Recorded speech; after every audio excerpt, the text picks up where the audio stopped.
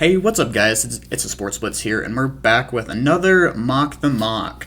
Today we're going to be mocking Chat Sports' most recent NFL mock draft. They did this on Saturday, December 18th, so still pretty recent. It doesn't really show the updated NFL order from yesterday, but there's still two more games today, Monday the 20th, as well as two more games on Tuesday.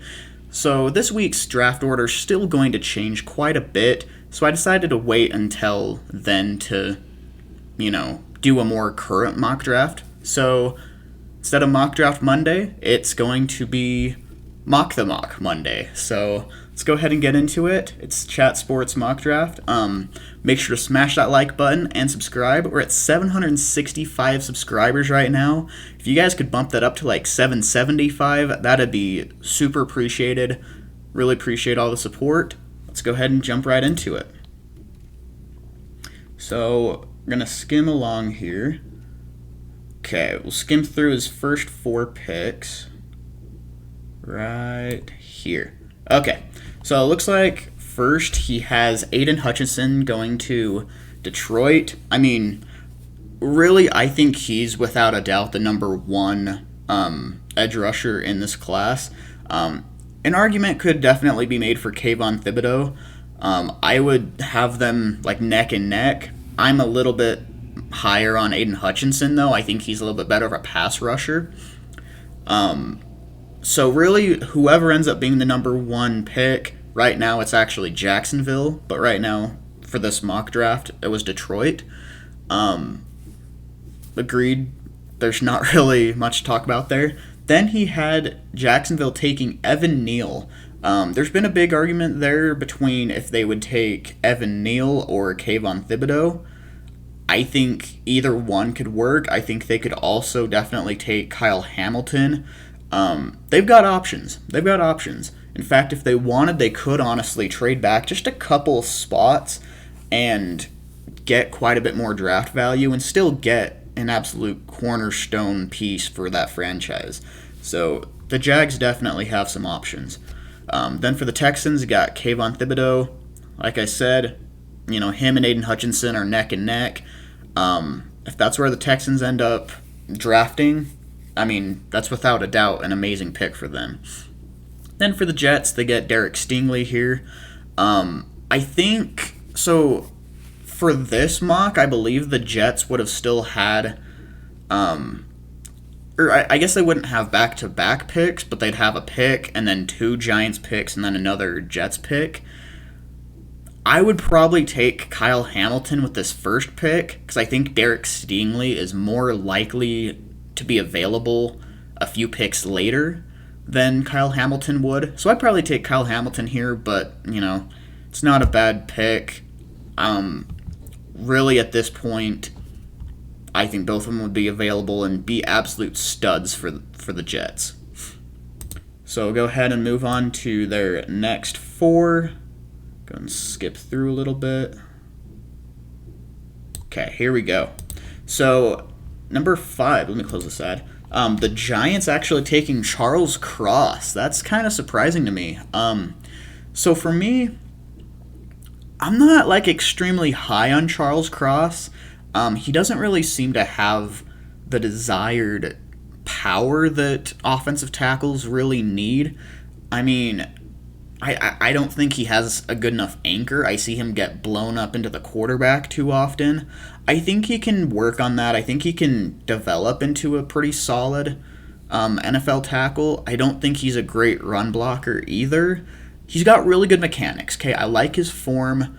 I think he's a guy that could develop into something really good. I just don't really see a whole ton of that right now. I would honestly have him as my number 3 offensive tackle in this class behind, I have Evan Neal and Akeem Ekwonu as kind of my number 1A and 1B, and then I'd put Charles Cross right behind them. So, I mean, it's not like a bad pick. The Giants definitely need a tackle, but I don't love it. Now, their next pick, I love it. Tyler Linderbaum, he is honestly actually my number 1 offensive lineman in this entire class. He is a center, but he's just dominant. I know centers usually don't go quite this high in the draft, but if there's a guy that's ever been worth it, it's this guy. He is an absolute mauler. I've never seen him get blown into the quarterback, pass rushing or pass blocking wise. Run blocking, he's an absolute mauler. In fact, for those of you who don't know, he went to the same school as Tristan Wirfs. In high school, they actually wrestled each other. Tyler Linderbaum pinned Tristan Wirfs in like 10 seconds. It was unbelievable. So, the dude's just an absolute beast. I feel like he'll probably put on another 10, 15 pounds in the NFL as well to handle, these bigger, bulkier D tackles. He's definitely worth the pick here. So I love that. As I was saying earlier, for the Jets, probably would have taken Kyle Hamilton earlier and then Derek Stingley here. Either way, they were able to get both their guys. Love the picks. Those are 100% without a doubt the guys that I would go with. Number 8, Ikem Ekwonu going to Carolina.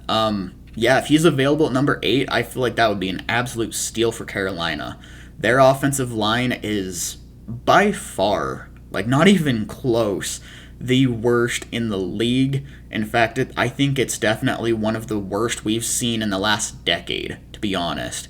I saw a stat line that their offensive guards actually, both of them were the bottom 2 ranked by PFF in the league this year, and then their tackles, I want to say Cam Irving, if I remember right, was bottom 5 or so. Just their offensive line is abysmal. So getting Ikem Ekwonu would be absolutely huge. He can play left tackle. He can be an absolute mauler at left guard as well. He's going to be an insane offensive lineman in the NFL. So, jumping to the next 4 here, looks like they've got, for the Falcons, David Ojabo. I don't think that's a bad pick at all. I personally probably would have gone George Karlaftis here. I'm a little bit higher on Karlaftis than Ojabo. But I don't think there's really a big gap between them. I feel like they're both really, really good, really neck and neck.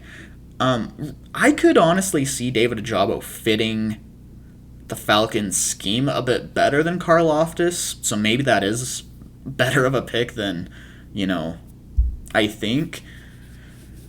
But either way, Falcons need some pass rush help.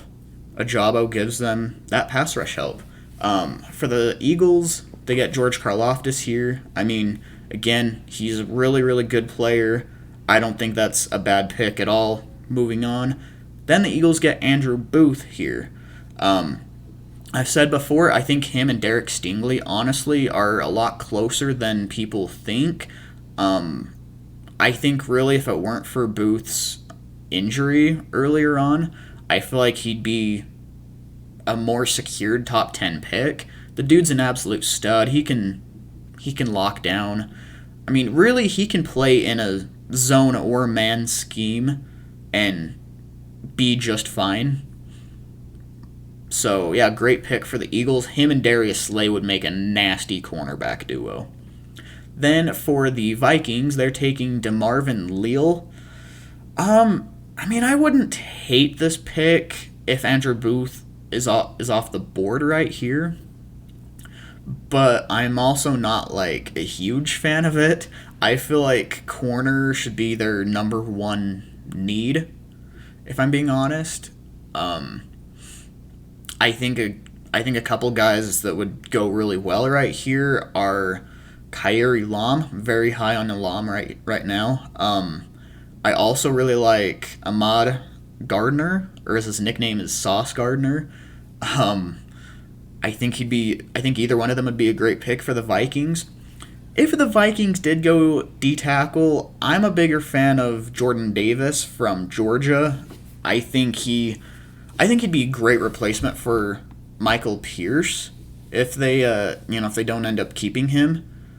But yeah, good. I don't know. I'm just not sure. I like that pick for the Vikings. But moving on to their next four. Um, let's see. Oh, they're just talking about odds right now. Their next four. Here we go. So then we got Garrett Wilson going to the Saints. I don't disagree with that at all. I feel like there could be definitely an argument made for Garrett Wilson, Chris Olave, or Traylon Burks. Any of them to go to the Saints, whichever one they like the most. I'm a bigger fan of Traylon Burks and Chris Olave. They're kind of my top two receivers, but Garrett Wilson's my number three. I think that's still a great pick for the Saints. Then Jameson Williams goes to the Raiders. I feel like that would be a better spot for Chris Olave, but Jameson Williams is also, the really speedy receiver that the Raiders need since Henry Ruggs has been gone. And I mean, I don't really expect Deshaun Jackson to be there next year either, so that's a solid pick. They also definitely need some big defense help, though. Get them another corner. Get them a big D tackle. I mean, like I said, with Jordan Davis still on the board right here, that would definitely be a good pick for the Raiders. I think the Raiders have options. Here at 15, the Steelers take Kenny Pickett, the first quarterback off the board. Here's my thing. Okay, I love Kenny Pickett's film. He looks really good, has good mechanics, he's good at going through his reads. He's actually extremely mobile. I like him. But his hands actually are a lot smaller than you'd like, to be honest. In fact, I actually posted on my Twitter the other day. Let me go ahead and pull it up. So, alright. So his hand size is 8.25 inches. Okay? Joe Burrow in the NFL has the smallest hands as well, and that's at 9 inches. Okay? 3/4 of an inch smaller than Joe Burrow currently, and Burrow also has 5 fumbles through 14 games, not counting yesterday. So, I mean, I think fumbling issues could definitely be a big concern for him in the NFL. I'm not necessarily saying he's going to be a bust or anything because of that, but it's a genuine concern. So, we'll definitely have to see how he tests out, but I think that could definitely lower his stock. Then the Broncos get Malik Willis. I love Malik Willis. I've said before, him and Matt Corral are kind of my QB1 A and B. I like Malik Willis a little bit more. Excuse me. I just feel like he's a lot more mobile. And really looking at a lot of the tape from Liberty, his offensive line was really bad. He didn't get much help from his offensive line, and he was still able to make a lot of really good plays. So, I mean, yeah, and even in the NFL, even if he has a bad line, I feel like he'd still be able to make some really good plays. Definitely make the most out of nothing. So that's really, I feel like, the type of quarterback a lot of teams are going to be wanting. But going on to the next four here, they've got Kenyon Green going to the Bengals. I mean, the Bengals O-line needs some help. Kenyon Green, I believe at this point, would probably be the best offensive lineman available, so love the pick. Nothing I would really change there. Then the Browns going Chris Olave. I mentioned before in my mocks, Jarvis Landry hasn't even been that good even since Odell being gone. So they really don't have a true number one receiver right now. It's kind of a crap show there in Cleveland right now. In fact, I wouldn't be surprised if Baker Mayfield is replaced this next year. I really wouldn't be surprised if the Browns ended up getting in on the Aaron Rodgers or Russell Wilson or Deshaun Watson type of sweepstakes. So that's definitely something to look for. Baker Mayfield has not been good this year. Then for the Washington football team, they take Matt Corral. I think that's a great pick. I think he's definitely a guy that could grow in Ron Rivera's scheme. And, I mean, Taylor Heineke, he's had some good games. He's shown the fight in him. He's shown that he can make, bigger plays when needed. I just don't really think he's a franchise quarterback. And I really hate saying that because I like the kid so much, but I just don't really see the franchise quarterback in him the same way I would for Matt Corral. Then the Buffalo Bills go with Kaiir Elam. I like that pick. They definitely need some help opposite of Tre'Davious White. I could definitely see them also going for, a D lineman. Again, like I said, Jordan Davis is still available, and they've had a few run game issues this year. So they could definitely improve that. Really, they could also use an offensive lineman. Their offensive line really hasn't been that great this year either. Improve both the pass blocking and get the run game going better. So the Bills have options. They've got more holes than people really realize. But Kaiir Elam's a good pick. Not going to criticize that one. Then going into the next four, the Eagles get Devin Lloyd from Utah. I have mocked him to the Eagles so many times, and I love this pick. Devin Lloyd is an absolute beast. He can cover. He can rush the passer. He can stop the run. He's honestly a lot like a Devin White, or honestly, you could even argue Micah Parsons type of guy. He's probably not going to be rushing the passer quite as much as Micah Parsons does, but he can. His blitzing ability is impeccable. He's exactly what the Eagles need. I love that pick. Then for the Dolphins, they get Trevor Penning. I don't disagree with the position. I think they could definitely use another offensive tackle, but I don't like the player as much. I'm not super high on Trevor Penning. I'm a bigger fan, honestly, of Nick Petit-Frere. Again, I still don't know if I'm pronouncing it right, but I've seen the film. I like Frere more. I think he'd be better for the Dolphins than Penning would, but I wouldn't call it a bad pick. Then Jordan Davis, the big boy from Georgia, finally goes off the board to the Chargers. Love that pick. Chargers definitely need some defensive tackle help. Get a better interior pass rush as well as stop the run better. And there he goes. That's a good pick. Then Carson Strong to the Lions. Now, up until actually a couple days ago, I wasn't super familiar with Carson Strong. Hadn't watched as much of his tape as I should have. But I was watching. A lot of the throws he's making are NFL level throws. Like his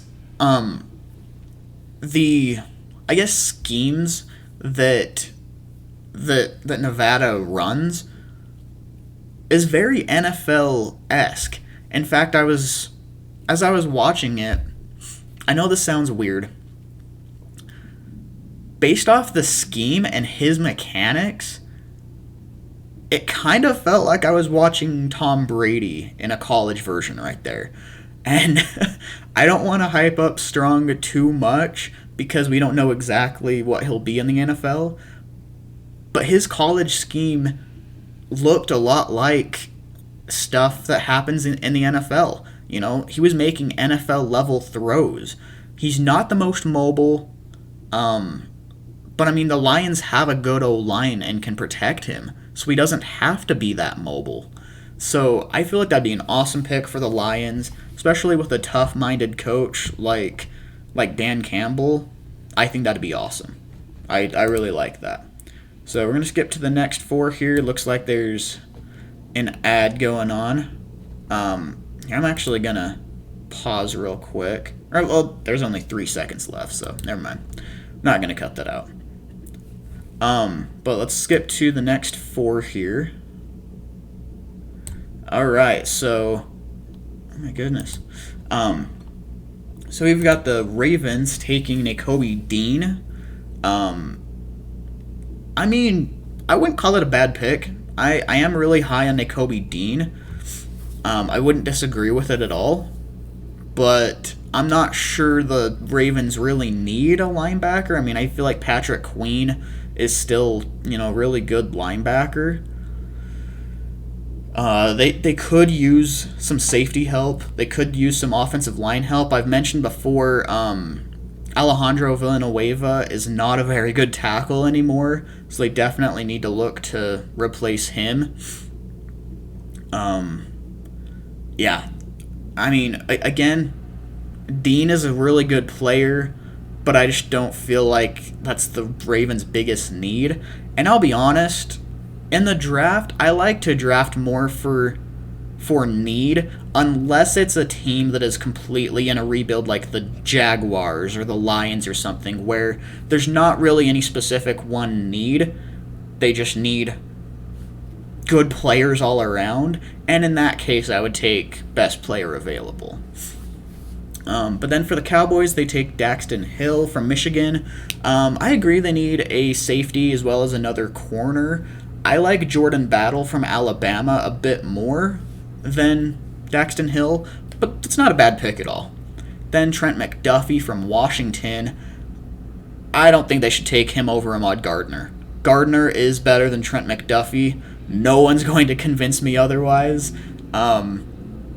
So I feel like really if you were to switch those last two picks, it'd be pretty solid.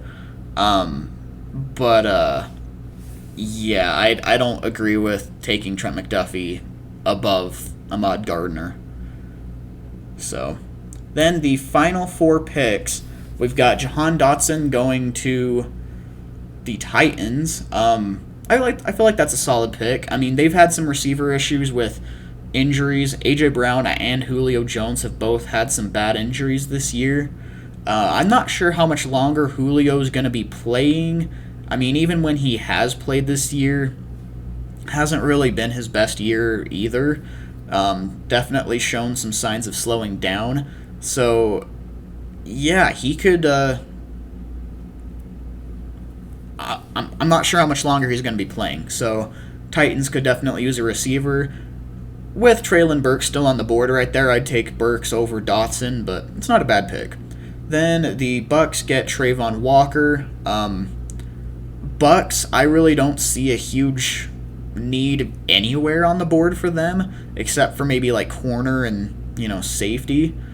But I'm pretty sure Kyrie Lam already went in this draft, didn't he? Let me actually check to verify that, because if Kyrie Lam is still on the board at this point, I would okay, no, he went to the Bills.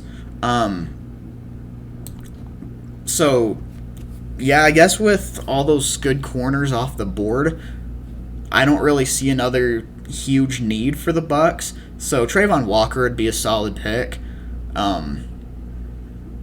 I could also see them maybe going for a receiver if they don't want to spend the money to re-sign Chris Godwin. I mean, I could definitely see that coming up as an issue in free agency. Then the Patriots go Treylon Burks, absolute stud. That makes the Patriots even scarier. That's kind of a scary thought, to be honest. Then Drake London going to the Packers. I feel like that's a great fit. I don't really foresee Aaron Rodgers staying with the Packers next year, but even if it's Jordan Love there, I don't feel like the Packers scheme will change too terribly much, and Drake London would be a great weapon for him, especially considering I don't really think, to be honest, that Devontae Adams is going to stay there either.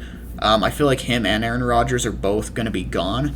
So, yeah, overall, I'd say it was a pretty solid mock draft. A lot of picks I loved. Some picks that I agreed with. There were a few picks there that I wasn't really a big fan of, but I liked it for the most part. Um, Again, guys, make sure to smash the like button and subscribe. It really helps out the channel. Also, be sure to leave a comment with your opinion of Chat Sports mock draft. But thank you so much, and I'll see you next time. Later.